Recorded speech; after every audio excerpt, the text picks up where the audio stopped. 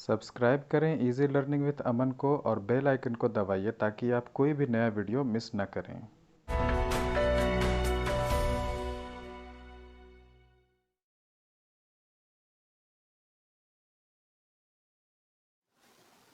Hello students, कैसे हैं आप लोग। उम्मीद करता हूँ बढ़िया होंगे और बढ़िया होने भी चाहिए। तो शुरू करते हैं आज का टॉपिक। तो जैसा कि हमने आपको बताया था पिछली क्लास में कि आज हम शुरू करने वाले थे पैरेलल कनेक्शन। ठीक है, कि पैरेलल कनेक्शन में कैसे कैसे चीज़ों को जोड़ रहे थे, सप्लाई कैसे ले रहे थे, वोल्टेज कैसे दे रहे थे, वगैरह वगैरह। ठीक है, तो सबसे पहले आपको बता दें हम कि जो आज का आपका टॉपिक है वो है क्लास 7th का। ठीक है, कौन सा है, क्लास 7th है। और जो डेट है वो कितनी है, 22 अप्रैल वाली है। अगर नोट्स नहीं अवेलेबल है, फेसबुक पेज पे जाइए KK ITC बेकार बांध, वहां से हमारे नोट्स को डाउनलोड कीजिए। ठीक है, तो चलिए आगे बढ़ते हैं, शुरू करते हैं। तो एक रिकैप दे देते हैं आपको। पढ़े थे हम लोग पिछली क्लास में क्या, ओम्स लॉ। इसमें क्या था कि अगर फिजिकल मतलब भौतिकी चीजों को और अगर तापमान को बिल्कुल कांस्टेंट रख दिया जाए तो जो आपका करंट है वो किस पर डिपेंड करता है, वोल्टेज पर क्या आता है, डायरेक्टली प्रोपोर्शनल, मतलब क्या, सीधा समानुपात। और रेसिस्टेंस पर क्या होता है, विपरीत समानुपात, inversely proportional. V equal to IR था हमारा ओम्स लॉ। और उस पर हमने कुछ सवाल किए थे जिसमें कि रेजिस्टेंस वगैरह दी हुई थी, वोल्टेज वगैरह दिए हुए थे और हमें करंट को निकालने को कहा गया था। और उसके बाद फिर सीरीज कनेक्शन आ रही थी जिसमें क्या थी, आपकी जो चैनल लाइट्स होती हैं, फेरी लाइट्स होती हैं, जो दीपावली वगैरह में यूज करते हैं आप, वो आप हम लिए थे इसका एग्जाम्पल सीरीज कनेक्शन का। ठीक है, और इस पर हमने एक चीज सीखी थी कि इसमें आपका जो करंट है वो क्या होता है, कांस्टेंट, और वोल्टेज क्या करती है, वेरी। ठीक है, उसके प्रकार से फिर हम लोगों ने निकाला था कि किसी सीरीज कनेक्शन में टोटल रेजिस्टेंस कितना निकलेगा और किस प्रकार से निकलेगा। ठीक है, और इसके बाद हम लोगों ने देखा था कि इस पर सीरीज कनेक्शन पर आधारित एक सवाल था जिसमें कि हमको निकाले थे कि कोई एक सर्किट दी हुई थी। इस सर्किट में क्या था कि इसका पूरा रेजिस्टेंस निकालना था, इस सर्किट में कितनी करंट दौड़ रही है वो निकालनी थी, और हर रेजिस्टेंस में कितनी वोल्टेज आ रही थी वो निकालनी थी। ठीक है, तो जैसा कि हम लोग आप देख रहे होंगे स्क्रीन पे, ये सब हम लोग निकाल रखा था पहले। ठीक है, अब क्या है कि अब हमको शुरू करना है आज हमारा पैरेलल कनेक्शन। जैसा कि मैंने आपको पिछले क्लास में बताया था कि आज हम शुरू करेंगे पैरेलल कनेक्शन को। तो चलिए शुरू करते हैं। तो क्या कहता है, देखिए, अगर आपको हम सबसे पहले बता दें कि पैरेलल कनेक्शन एक्चुअली में है क्या। ठीक है, तो पैरेलल कनेक्शन में होता क्या है कि जितने भी उपकरण लगे हुए रहेंगे, जितने भी अप्लायंसेस लगे हुए होंगे, वो सब क्या होंगे, मेन सप्लाई के साथ लगे हुए होंगे, मतलब आपस में जुड़े हुए नहीं रहेंगे। वो क्या है कि मेन सप्लाई से वो लगे हुए रहेंगे। आया समझ में। जैसे क्या है कि आपके जो घर में जो वायरिंग की रहती है ना, वो आपका रहता है पैरेलल कनेक्शन में। अब दिमाग में सवाल आएगा कि अगर पैरेलल कनेक्शन क्यों, सीरीज कनेक्शन क्यों नहीं। तो वहां पे चीज का ध्यान देंगे आप कि अगर घर में पैरेलल कनेक्शन नहीं दी जाए, अगर सीरीज कनेक्शन दिया जाए, तो उसमें दिक्कत ये होती है कि अगर कोई एक उपकरण आपके घर में खराब होता है या फिर किसी एक उपकरण का अगर स्विच खराब होता है, कुछ भी दिक्कत होती है, तो उसके वजह से पूरे के पूरे घर के सारे उपकरण क्या होंगे, काम करना बंद कर देंगे। कैसे दिखाते हैं आपको अभी हम। जैसे क्या है कि ये जो सर्किट आप देख रहे थे पिछली क्लास में सीरीज कनेक्शन वाला, इसमें अगर कोई एक खराब अगर होता है तो क्या करेगा, वो बिजली की सप्लाई को वो ठप कर देगा, रोक देगा। तो जब बिजली की सप्लाई रोक देगा तो इसमें बिजली पहुंचेगा ही नहीं, इसमें बिजली पहुंचेगा नहीं और इसमें बिजली पहुंचेगा नहीं। तो वहां पे क्या होगा, पूरा का पूरा घर आपका अंधेरे में डूब जाएगा। ठीक है, लेकिन जो पैरेलल कनेक्शन होता है उसमें क्या होता है, अभी आपको हम बताएंगे तो आपको समझ में आ जाएगा कि वहां पे घरों में हम पैरेलल क्यों यूज करते हैं। ठीक है, तो पहले आइए देख लेते हैं कि पैरेलल में होता क्या है। इस तरह के कनेक्शन में दो या दो से अधिक रेजिस्टेंस आपस में जुड़े रहते हैं। दो या दो से अधिक, वो तो भाई सीरीज में भी जुटा हुआ था, लेकिन इसमें कुछ अलग क्या है, कुछ इस तरह से कि प्रत्येक रेजिस्टेंस का आरंभिक सिरा वोल्टेज सप्लाई का एक टर्मिनल पॉजिटिव और आखिरी सिरा वोल्टेज सप्लाई के दूसरे टर्मिनल नेगेटिव से जुड़ा रहता है। ठीक है, मतलब क्या है कि इस तरह से कनेक्शन किया हुआ रहता है कि प्रत्येक रेजिस्टेंस क्या है, प्रत्येक रेजिस्टेंस का आरंभिक सिरा वोल्टेज सप्लाई के एक टर्मिनल और आखिरी सिरा, देखिए किसी भी रेजिस्टेंस का दो सिरा होता है, एक होता है प्रारंभिक सिरा और एक होता है प्रारंभिक या फिर आरंभिक बोल सकते हैं, और एक होता है आखिरी सिरा। ठीक है, तो प्रारंभिक सिरा और आखिरी सिरा मतलब दो टर्मिनल्स हैं, वो क्या होंगे, एक पॉजिटिव से कनेक्ट होगा एक जाकर के नेगेटिव से कनेक्ट हो जाएगा। वोल्टेज सप्लाई जहां से भी मिल रही है, बैटरी हो चाहे वो एसी या फिर कुछ भी हो। तो लेकिन क्या है कि जो आपका सीरीज होता है उसमें क्या होता है कि प्रारंभिक सिरा और आखिरी सिरा क्या होता है, आप सीधा कनेक्शन से जाकर के बैटरी सप्लाई से जुड़ नहीं जाता है।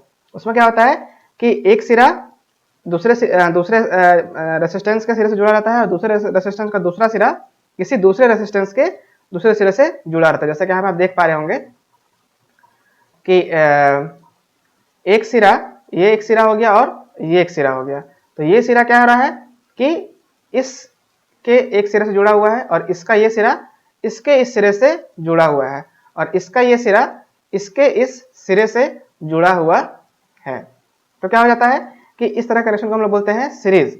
लेकिन जैसे ही आते हैं हम पैरेलल में, तो पैरेलल में क्या होता है, ये देखिए पैरेलल है, इसमें क्या होता है कि ये एक रेसिस्टेंस है, ये एक रेसिस्टेंस है और ये एक रेसिस्टेंस है और ये वोल्टेज सप्लाई है।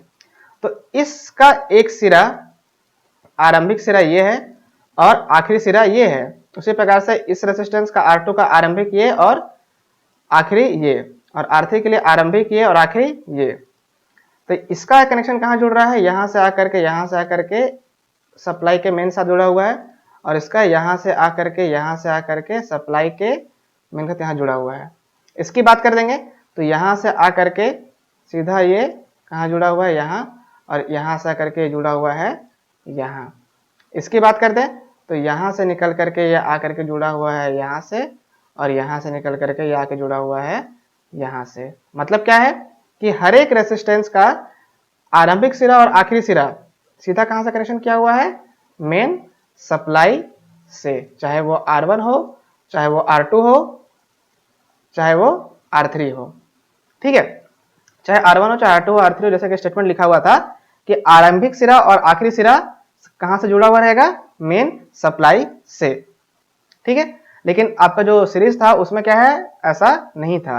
उसमें क्या था, फिर सबको हम दिखा देते हैं एक बार। उसमें क्या था कि इसका आखिरी सिरा इसके आरंभिक से जुड़ा हुआ है और इसका आखिरी सिरा इसके आरंभिक से जुड़ा हुआ है और इसका आखिरी सिरा इसके आरंभिक से जुड़ा हुआ है। जबकि इस पैरेलल में क्या होता था, किसी भी रेसिस्टेंस का आरंभिक और आखिरी सीधा मेन सप्लाई से जुड़ा हुआ रहता था। ठीक है, तो आई थिंक कहीं ना कहीं आपको अंतर समझ में आ गया होगा दोनों के बीच में। तो देखते हैं क्या लिखा हुआ है। जुड़ा हुआ होता है जैसा कि चित्र में दर्शाया गया है, जो कि अभी आपको मैंने दिखा दिया। इस तरह के कनेक्शन को हम पैरेलल कनेक्शन कहते हैं। इसमें क्या होता है, इसका जस्ट उल्टा हो जाता है पिछले वाले का। पिछले वाले में क्या था, करंट कांस्टेंट था और वोल्टेज वेरी कर रही थी। आपको हम दिखा देते हैं क्या था, करंट कांस्टेंट था और वोल्टेज वेरी कर रही थी। इसके पहले वाले में सीरीज में देखिए यहाँ लिखा हुआ है ना, करंट कांस्टेंट और वोल्टेज वेरी। पैरेलल में क्या हो जाएगा, ये V है वो यहाँ आ जाएगा और ये जो I है वो यहाँ पे आ जाएगा। मतलब क्या होगा, इंटरचेंज हो जाएगा। मतलब अभी तक ऐसे था, अब ऐसे हो जाएगा। ठीक है, तो यहाँ पे करंट कांस्टेंट था और वोल्टेज वेरी कर रही थी। अब क्या होगा कि वोल्टेज कांस्टेंट हो जाएगा और करंट वेरी करेगी। दिखा देते हैं आपको हम, वोल्टेज कांस्टेंट हो जाएगा और करंट वेरी करने लगेगी। देखिए वोल्टेज हो जाएगा कांस्टेंट और करंट करने लगेगी वेरी। ठीक है, लिखा हुआ भी है, अगर रेसिस्टेंस R1, R2, R3 को पैरेलल में कनेक्ट किया गया हो तो तीनों के अलग अलग पाथ होने के कारण तीनों रेसिस्टेंस में करंट अलग अलग होगा और वोल्टेज उनके वोल्टेज यहाँ पे आप करेक्शन कर लेंगे। यहाँ पे V1, V2 और V3 होगा। ठीक है, यहाँ पे गलती से मिसप्रिंट हो गया शायद मेरे ख्याल से, कि तीनों का जो करंट है, हाँ तीनों रेसिस्टेंस में करंट अलग अलग होगा। करंट तो चूंकि यहाँ पे वेरी कर रहा है ना, यहाँ पे जो करंट है वो वेरी कर रहा है, तो वो I1, I2, I3 होगा। ठीक है, अलग अलग होगा। देखिए ये जो पार्ट लिखा हुआ है ना, I1, I2, I3, ये एक्चुअली मेरे ख्याल से शायद क्या है, इस लाइन के लिए है। में करंट अलग अलग होगा, I1, I2, I3 इसके लिए है। ठीक है, ये वाला किसके लिए है, इसके लिए है, लेकिन उनके वोल्टेज सेम रहेंगे। देखते हैं क्या है यहाँ पे।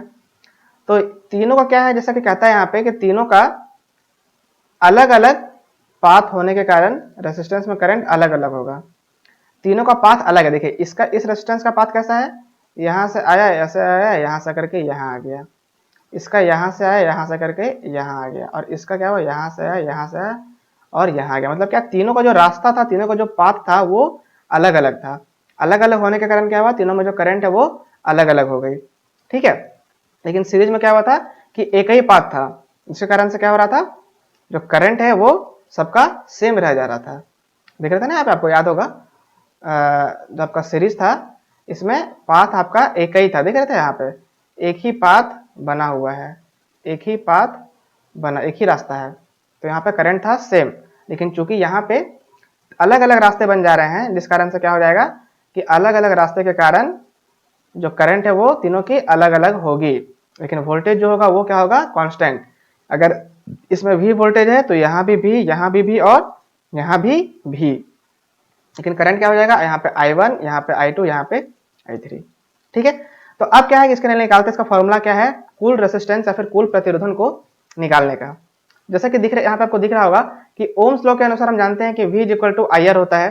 तो I को यहाँ पर रख लेते हैं, जैसे क्या है ना V इक्वल टू IR, तो I को यहाँ छोड़ देंगे और R को यहाँ से नीचे लेके आ जाएंगे, तो V बाई R हो जाएगा। I equal to V by R1, I2 equal to V by R2 और I3 equal to V by R3। तो टोटल करंट क्या हो जाएगा, तीनों को जोड़ देंगे I1 plus I2 plus I3, तो total current equal to I equal to I1 plus I2 plus I3। तो यहाँ पे चूंकि हम जानते हैं कि V इक्वल टू IR होता है ओम्स लॉ के अनुसार, तो I इक्वल टू क्या लिख सकते हैं हम लोग, V बाई R। तो लिखा है हमने, इसके जगह लिख दिया है V बाई R, इसके जगह में लिख दिया है V बाई R1 और इसके जगह पे V बाई R2, इसके जगह पे V बाई R3। यहाँ पे देख रहे हैं ना आपको, यहाँ पे I को अगर यहाँ छोड़ दें और R को यहाँ से उठा करके नीचे लेके आ जाए तो क्या हो जाएगा, V by R equal to I हो जाएगा। वही लिखा है यहाँ पे, V बाई R लिख दिया मैंने I के जगह पे। ठीक है, तीनों में V क्या है, कॉमन है, V को निकाल लिया मैंने कॉमन। ठीक है, बचा अंदर में 1 by R1 plus 1 by R2 plus 1 by R3 और यहाँ पे V बाई R। दोनों का V क्या हो जाएगा, यहाँ से कैंसिल आउट हो जाएगा, बचेगा 1 बाई R और यहाँ बचेगा 1 by R1 plus 1 by R2 plus 1 by R3। ठीक है, तो ये तरीका होगा क्या, टोटल रेसिस्टेंस को निकालने का पैरेलल कनेक्शन के लिए। ठीक है, अब आपको हम दोनों का रिजल्ट दिखा देते हैं, सीरीज का और पैरेलल के दोनों में अंतर कहाँ कहाँ दिख रहे थे आपको। तो आइए दिखाते हैं। सबसे पहले तो जो आपका सीरीज था, सीरीज में जो हम लोग निकाल रहे थे वैल्यू, सीरीज का था जो, वो आता था इस प्रकार से। ठीक है, R is equal to R1 plus R2 plus R3।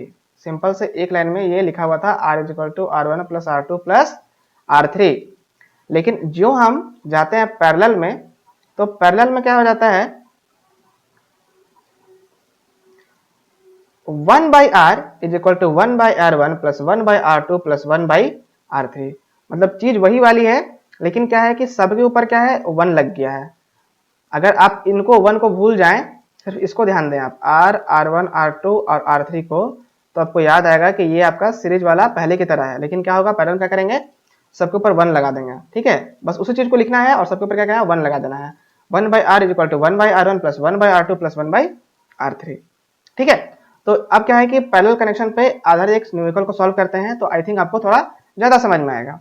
तो क्या कह रहा है, किसी सर्किट में 3 रेसिस्टेंस को पैरेलल कनेक्शन में जोड़ा गया है और अगर 48 वोल्ट की सप्लाई दी जा रही है, तो ज्ञात करना है कुल प्रतिरोध, कुल करंट और प्रत्येक रेसिस्टेंस में करंट का मान। मान के चलिए कि आपके घरों में क्या है, एक जो यहाँ पे लिखा है ना 3 रेसिस्टेंस, इस 3 रेसिस्टेंस को आप मान लीजिए एक पंखा है, एक बल्ब है और एक ट्यूबलाइट है, आप ये मान के चलिए। ठीक है, तो यहाँ पे क्या है, आप इसको मान लेते हैं, ये आपका है कोई पंखा, ये क्या है कोई ट्यूबलाइट और ये क्या है कोई बल्ब। पंखा, ट्यूबलाइट और बल्ब तीनों आपके उपकरण है जो कि लगे हुए हैं। ध्यान देंगे यहाँ पे कि अगर ये पंखा है, ये ट्यूबलाइट है और ये बल्ब है, इनकेस इसको सबसे पहले यहाँ ध्यान देंगे तीनों आपके हैं पैरेलल में। इनकेस अगर पंखा खराब होता है तो आपका ट्यूबलाइट और बल्ब बिल्कुल बराबर जलता रहेगा, क्योंकि इनके रास्ते में कोई रुकावट नहीं आएगी।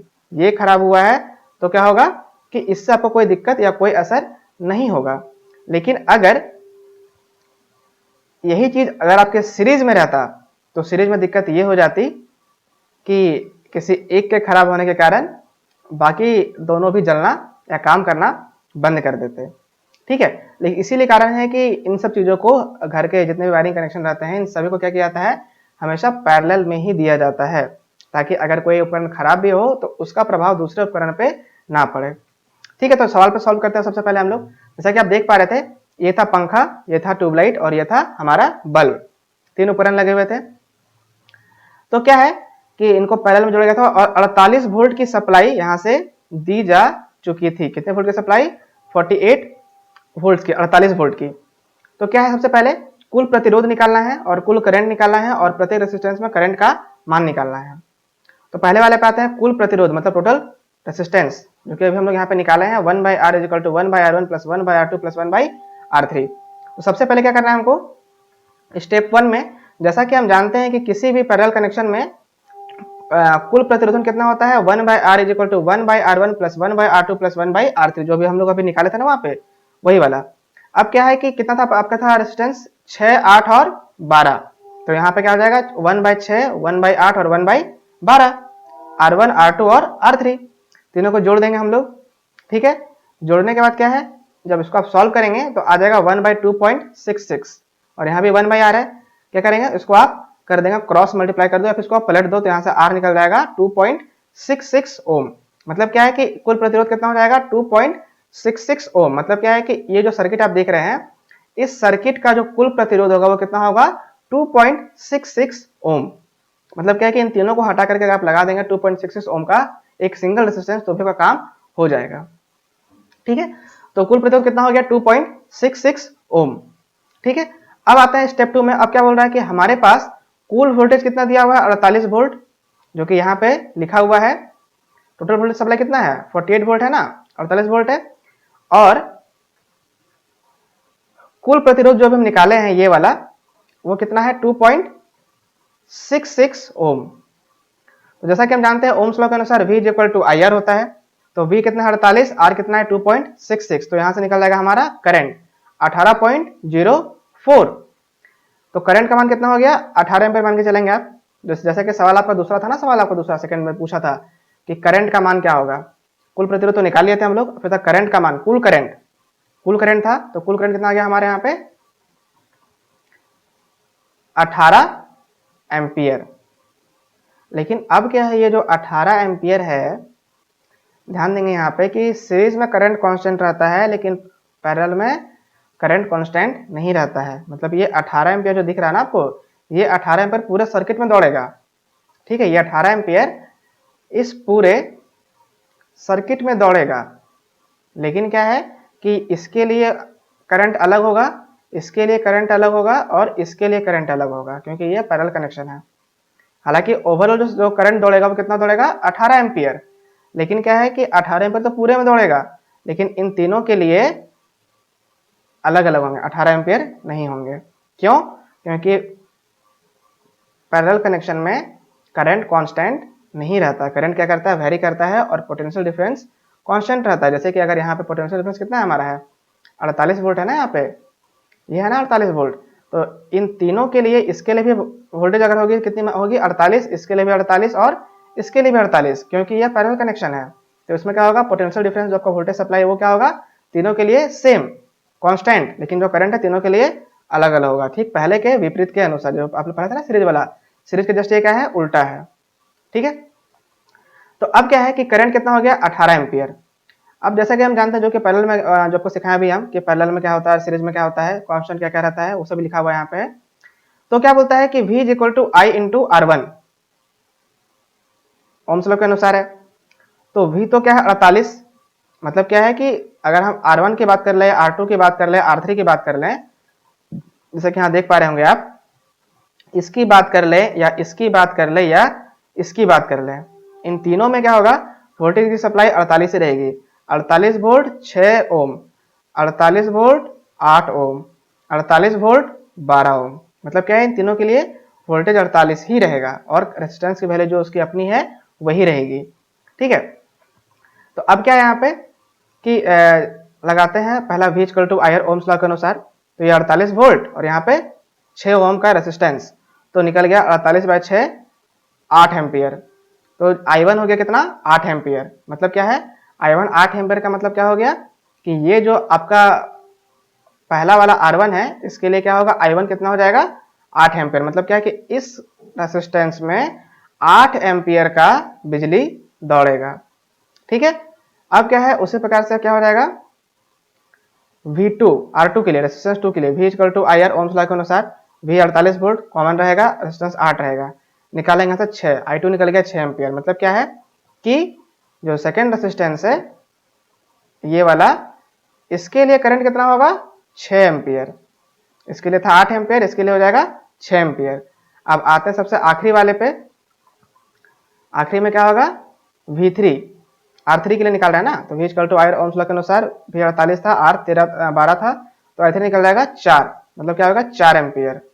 ठीक है, I3 कितना निकलेगा 4 एम्पियर। मतलब क्या है कि जो तीसरा वाला रेजिस्टेंस है इसके लिए, जो तीसरा वाला दिख रहा है ना आपको ये वाला, इसके लिए कितना होगा 4 एम्पियर। मतलब क्या है कि तीनों में अलग अलग करंट फ्लो कर रहे हैं, इसमें आपका 8 एम्पियर, इसमें 6 एम्पियर और इसमें 4 एम्पियर। मतलब क्या है तीनों में करंट अलग अलग फ्लो कर रही है। इसका मतलब क्या है कि करंट कांस्टेंट नहीं है, लेकिन जो वोल्टेज है वो क्या है तीनों में 48 48 और 48 ही है। तो इस प्रकार से क्या होगा कि आप इसका क्या क्या निकाल लिए, कुल प्रतिरोध भी निकाल लिए फॉर्मूला के अनुसार, इसके अनुसार उसके मदद से वोल्टेज की आपको सप्लाई दे रखी थी, तो आप करंट भी निकाल लिए V equal to I R से, और हर रेसिस्टेंस में इसमें और इसमें हर में क्या है आपको करंट का मान भी निकाल लिया। करंट का मान कैसे निकालें, V equal to I R रख करके, V आपको यहाँ पे दिया हुआ है और आपको यहाँ पे अवेलेबल है। ठीक है, तो उससे क्या होगा कि आपको तीनों रेसिस्टेंस में कितनी करंट दौड़ रही है आपको ये भी पता चल गई। ठीक है, तो यहाँ पे आपका जो ये वाला टॉपिक्स होता है बेसिकली, जो जितने भी आपके खत्म होती है यहाँ पे आपको दिख पा रहा होगा, यहाँ पे और कुछ यहाँ पे टॉपिक आपका ऐड कर जाता है। तो यहाँ पे हम ये चीज बताना चाहेंगे आपको कि बेसिक इलेक्ट्रिसिटी में केवल 3 प्रकार के न्यूमेरिकल आपको ज़्यादातर देखने को मिल जाएंगे। पहला आपका ओम्स लॉ पे आधारित, दूसरा आपका सीरीज कनेक्शन पे, और तीसरी आपकी पैरेलल कनेक्शन पे। तो ओम्स लॉ, सीरीज कनेक्शन, ये मैंने बता दिया था आपको पिछली क्लास में, और आज मैंने बताया हुआ क्या आपका है पैरेलल कनेक्शन। तो कोशिश करेंगे आप कि इन तीनों के न्यूमेरिकल्स को अच्छे से समझ लीजिए। कल तो मैंने बता रखा था आपको सीरीज और ओम्स के बारे में, आज मैंने बता दिया आपको पैरेलल के बारे में। अब करना क्या है आपने, जितनी भी चीजें मैंने बताई हैं आज इसको लेकर के सबको कॉपी में एक बार अपने हाथ से बनाना है बिना देखे। जहां फंसते हैं वहां पे वीडियो को देख लीजिए कि हाँ भाई कहाँ पे गलती हो गई थी, अच्छा यहाँ पे गलती हो गई थी। तो क्या होगा कि ये सिर्फ एक सैंपल था, ये जो है ना जितना चीजें मैंने बताया अभी आपको कल और आज की क्लास में, ये सिर्फ ट्रेलर था। असली मूवी स्टार्ट होगी आपकी कल, मतलब अगली क्लास में जब भी होगी अगली क्लास, वहां पे आपकी अगली क्लास में अगली मतलब जो असली मूवी है वो स्टार्ट होगी। उसमें सिर्फ और सिर्फ केवल आपके न्यूमेरिकल्स ही रहेंगे, और वो न्यूमेरिकल्स थोड़े से अच्छे खासे लेवल के रहेंगे। सर्किट वगैरह आपको पकड़ में आना चाहिए, सर्किट वगैरह की आपको समझ होनी चाहिए। अगर सर्किट वगैरह आपके पकड़ में नहीं आ रहे हैं, सर्किट समझ में नहीं आ रही है, तो आप फिर उन सवाल को सॉल्व नहीं कर पाएंगे और अल्टीमेटली इंटरेस्ट खत्म हो जाएगा। तो जहां इंटरेस्ट खत्म होगा फिर पढ़ाई समझ में आना बंद हो जाएगा। तो कोशिश करेंगे कि एक सवाल ओम्स लॉ का, एक सवाल सीरीज का, और एक सवाल पैरेलल का जो बताया ना हमने भी, इसको बिना देखे एक बार अपनी कॉपी में फिर से बनाइए। जब एक बार इसको अपनी कॉपी में बना लेंगे आप, तो क्या होगा कि दिमाग में पहले से चला जाएगा हाँ ऐसा ऐसा ये होता है, ताकि जब अगली क्लास में जब हम न्यूमेरिकल का सेक्शन स्टार्ट कर देंगे तो वहां पे आपको कोई दिक्कत समझने में ना हो। ठीक है, तो यहाँ पे आपका खत्म हो जाता है पैरेलल कनेक्शन वाला चीज आपका। ठीक है, सीरीज मतलब करंट कांस्टेंट, पोटेंशियल या फिर वोल्टेज क्या होगा वो वेरी कर जाएगा, और पैरेलल में क्या हो जाएगा वोल्टेज कांस्टेंट और करंट वेरी कर जाएगा, जस्ट पहले वाले का उल्टा। अगर ऐसे है तो ऐसे, ऐसे है तो ऐसे। ठीक है, तो ये सब चीजों को आप समझेंगे बिल्कुल तरीके से, कायदे से। और अगर कहीं दिक्कत आती है, क्योंकि ये बेस है, बेसिक इलेक्ट्रिसिटी का क्या है ये बेस है, अगर बेस में दिक्कत आ रही है तो आगे दिक्कत आना बिल्कुल लाजमी है। इसीलिए बता रहे हैं आपको, समय लीजिए, समझिए, पढ़िए, कोई दिक्कत आती है तो संपर्क कीजिए। हम तुरंत आपको रैपिड कोशिश करेंगे कि उस चीज का सॉल्यूशन दे पाए आपको कि हाँ ऐसा ऐसे हो रहा है तो वो ऐसे ऐसे हो रहा है। ठीक है, तो एक सवाल लगाना आपको किसका ओम्स का, एक सवाल आपका सीरीज का, और एक सवाल आपका पैरेलल का। 3 तरह के सवाल आपको लगाने हैं घर में, तीनों को लगा के कंफर्म करके रखिएगा अपने अनुसार, ताकि अगली क्लास में जब हम नया टॉपिक स्टार्ट करें तो उसमें सिर्फ न्यूमेरिकल्स रहेंगे, ताकि उसमें आपको दिक्कत ना हो। तो फिर आज के लिए इतना ही, मिलते हैं अगली क्लास में। धन्यवाद।